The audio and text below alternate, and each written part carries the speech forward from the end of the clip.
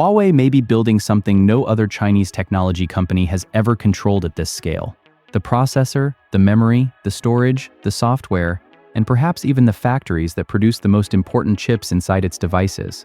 And that matters because Apple, despite designing some of the world's most advanced consumer processors, still depends on outside companies for the memory and flash storage inside every iPhone, iPad, and Mac. Huawei appears determined to reduce that kind of dependence as far as possible. The latest reports focus on DRAM, the fast-working memory used by smartphones, computers, servers, vehicles, and nearly every modern electronic system. Huawei has not confirmed that it owns or operates a DRAM manufacturing network. In fact, it has denied claims that it controls a hidden group of semiconductor factories. But analysts, industry publications, corporate connections, and earlier satellite investigations have continued pointing toward a much deeper relationship between Huawei and several Chinese chip companies than official ownership records suggest. One name now receiving major attention is Suisher, a Shenzhen memory company that has been linked to a planned 12-inch DRAM facility. Reports describe a production target of roughly 140,000 wafers every month, although that figure remains unconfirmed. If the facility reaches anything close to that scale, it would not be a laboratory experiment. It would be industrial capacity designed to supply large volumes of memory for Chinese phones, computers, servers, networking equipment, and other products.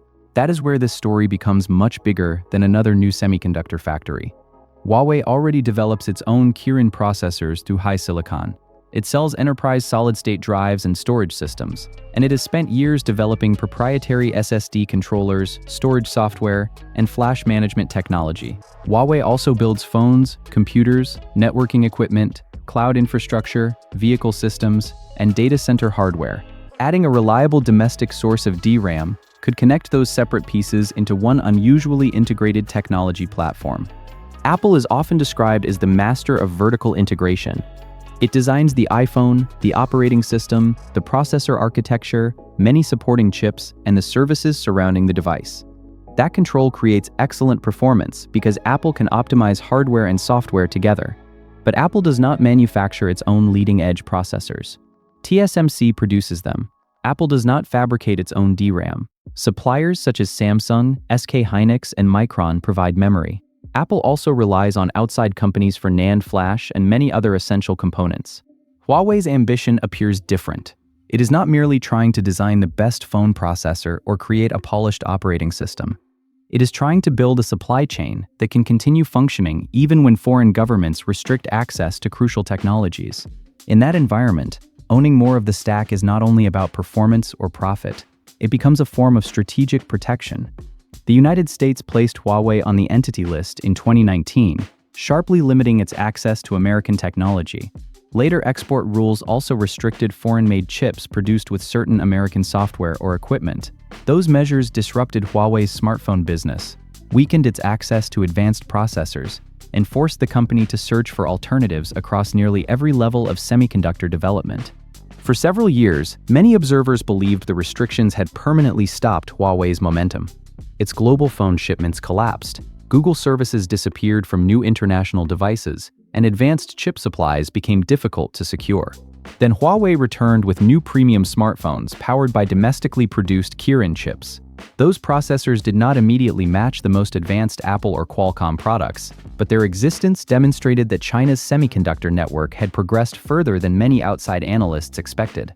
Now the next stage may be memory. This timing is important because memory has become a geopolitical product, not merely a commodity. Washington is debating how Chinese DRAM should be treated, while Beijing is encouraging domestic substitution across strategic supply chains. A Huawei-linked memory project would therefore serve two goals at once: supplying commercial products and insulating critical Chinese hardware from future restrictions imposed unilaterally abroad.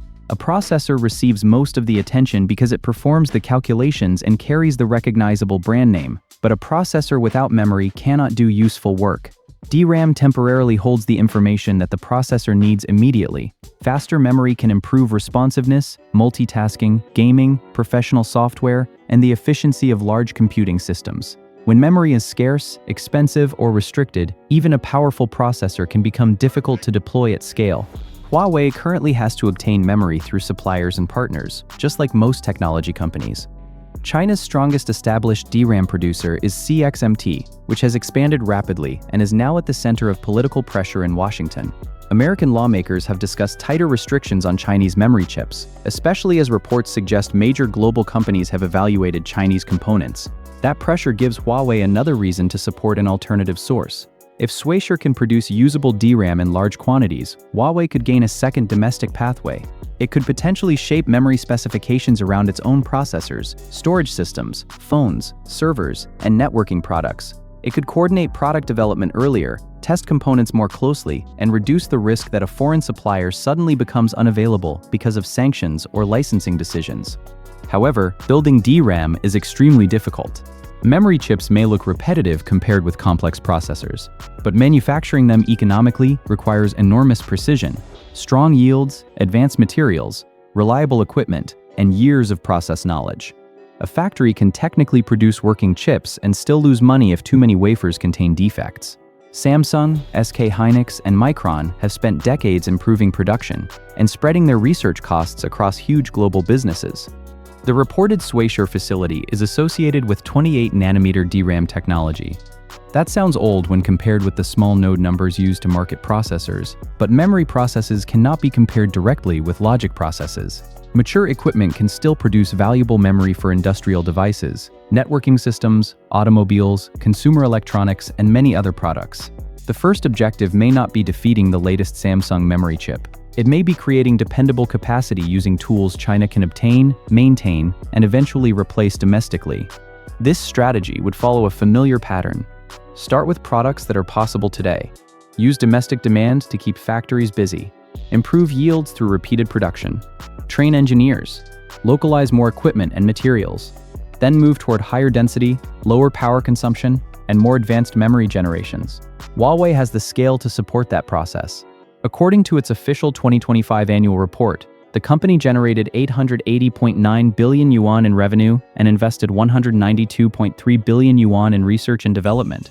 That means more than 1/5 of annual revenue went back into research.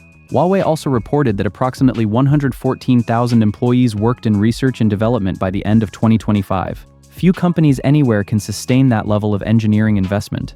The money does not guarantee success, but it changes the odds. A smaller company might abandon a difficult semiconductor project after several years of losses. Huawei can spread the cost across telecommunications, consumer devices, enterprise storage, computing, automotive technology, energy products, and services. It can also become the customer for its own components, giving new factories demand before they are competitive in the open market. That internal demand is one of the biggest advantages of vertical integration. Imagine Huawei developing a new processor for a future phone. If it also influences the DRAM, storage controller, SSD firmware, operating system, and device design, engineers can optimize the entire system instead of waiting for standardized components from unrelated suppliers. They might reduce power consumption, improve data transfer, change packaging, or prioritize features designed specifically for Huawei products. Samsung is the clearest example of this model. Samsung designs processors, manufactures chips, produces DRAM and NAND flash, builds displays, assembles phones, sells appliances, and operates enormous factories. It does not control every component in every product, but its manufacturing depth gives it options that most competitors lack. Huawei appears to be moving toward a Chinese version of that broad industrial structure, although it remains far behind Samsung in advanced memory production and global manufacturing experience. The comparison with Apple is more complicated. Apple's business model does not require owning chip factories. It uses its purchasing power to secure leading production from specialized suppliers, while concentrating its resources on design, software, product integration, and services. That model has been extraordinarily successful. Apple can access TSMC's newest manufacturing without carrying the cost and risk of operating fabrication plants itself. But Apple's model depends on an international supply chain remaining available. Apple can negotiate with suppliers, diversify orders, and reserve enormous amounts of production, but it cannot directly command a memory factory it does not own. Huawei has experienced what happens when political decisions suddenly break those relationships. Therefore, Huawei may accept higher costs and less advanced technology today in exchange for greater control tomorrow. This does not mean Huawei is already independent. It still depends on outside companies, imported equipment, specialized materials, manufacturing partners, and technologies that China has not fully replaced. Even its domestically produced advanced processors have been associated with SMIC rather than factories openly owned by Huawei. Semiconductor manufacturing equipment remains a major weakness because the most advanced lithography, inspection, deposition, and testing systems are concentrated among a small number of foreign suppliers. There are also serious questions about the reported network of 11 fabs. Industry reports have described factories connected to Huawei through employees, financing, customers, technology transfers, or local government support. Yet indirect relationships are not the same as legal ownership or operational control. Huawei denies operating a secret fab network, and public evidence does not allow outsiders to verify every claim. Any responsible interpretation must separate confirmed Huawei products from alleged manufacturing connections. What is confirmed is Huawei's direction. The company openly develops processors, computing systems, enterprise SSDs, storage controllers, networking chips, operating systems, and full hardware platforms. In May 2026, Huawei presented a new semiconductor design strategy built around advanced packaging, architecture, software, and system-level coordination, rather than relying only on smaller transistors. Huawei also said future Kirin chips would use its logic folding architecture to improve performance through greater integration. That approach reveals how Huawei intends to compete while access to the most advanced manufacturing remains limited. Instead of waiting until Chinese factories can copy every part of the global supply chain, Huawei is redesigning products around the capabilities it has. Multiple chiplets can be connected through advanced packaging. Software can schedule workloads more efficiently. Larger systems can combine many processors. Memory, storage, networking, and computation can be coordinated as one platform. DRAM fits naturally into that strategy. Memory bandwidth and latency can become bottlenecks when processors are combined into larger systems. A company that controls the processor architecture but depends entirely on external memory roadmaps has less freedom. A company that can influence both sides can experiment with packaging, interfaces, capacity, and power targets designed around its own products. The same logic applies to storage. Huawei already sells OceanDisk Enterprise SSDs and OceanStore all-flash systems. Its public materials describe proprietary SSD controller technology and end-to-end storage development. Yet selling an SSD does not necessarily mean fabricating every NAND memory cell inside it. The strategic goal is not instantly owning every atom of the device. It is steadily gaining control over the most important designs, controllers, software layers, suppliers, and production routes. For China, Huawei's expansion could also support a wider domestic ecosystem. A DRAM facility needs wafer equipment, photoresists, gases, chemicals, masks, testing tools, packaging services, and trained engineers. Even if early chips trail foreign competitors, each production run creates experience for local suppliers. That industrial learning can spill into other companies and make future restrictions less effective. For foreign competitors, the immediate threat may not be Huawei taking global market share with the world's fastest DRAM. The bigger threat is Huawei becoming harder to pressure. Sanctions work most effectively when a target depends on something only outsiders can provide. Every domestic processor, memory chip, controller, production tool, and software platform removes one potential point of leverage. This could reshape competition inside China first. Huawei could favor its own components, direct large orders toward affiliated suppliers, and bundle processors, memory, storage, networking, and software into complete systems. Chinese customers seeking stable domestic supply may accept lower efficiency or higher prices, especially in government, telecommunications, infrastructure, and strategically important industries. Over time, scale could reduce those disadvantages. More orders can finance better equipment. Higher production volumes can improve yields. Larger engineering teams can solve defects faster. Suppliers can justify developing specialized materials. What begins as an expensive sanctions workaround can eventually become a competitive industrial base. Still, the path is not guaranteed. Memory markets are brutally cyclical. Prices can collapse when too much capacity enters the market. Established producers can lower prices, accelerate investment, and use their technological lead to squeeze new competitors. Huawei and Shueisha would need to prove not only that they can manufacture DRAM, but that they can do so reliably, efficiently, and repeatedly across multiple generations. There is another risk: stronger American restrictions. If Washington concludes that Huawei is using related companies to obtain restricted tools or technology, more firms could be added to export blacklists. Shueisha has already faced American scrutiny. Expanded controls could make equipment maintenance, software updates, spare parts, and future factory expansion more difficult. But restrictions can produce two opposite effects. In the short term, they can slow production and raise costs. In the long term, they can convince a large country that dependence itself is unacceptable. Huawei's current semiconductor strategy is a direct result of being cut away from suppliers it once treated as normal business partners.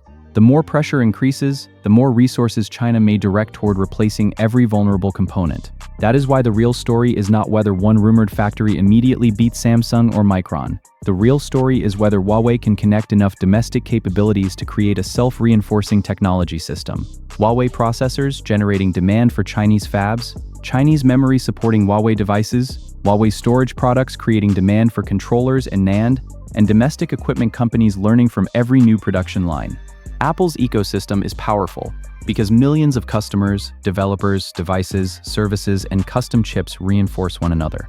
Huawei is attempting to build a different kind of ecosystem, based not only on software and consumer loyalty, but on industrial survival. It wants the device, the operating system, the processor, the networking, the storage, the memory, the packaging, and eventually more of the machinery beneath them. In my opinion, Huawei is still years away from true semiconductor independence, and some claims about its hidden factories may be exaggerated. But dismissing the strategy because its first products are behind would repeat the mistake many observers made before Huawei's smartphone comeback. The company does not need to lead immediately. It needs to keep producing, learning, improving, and removing one dependency at a time.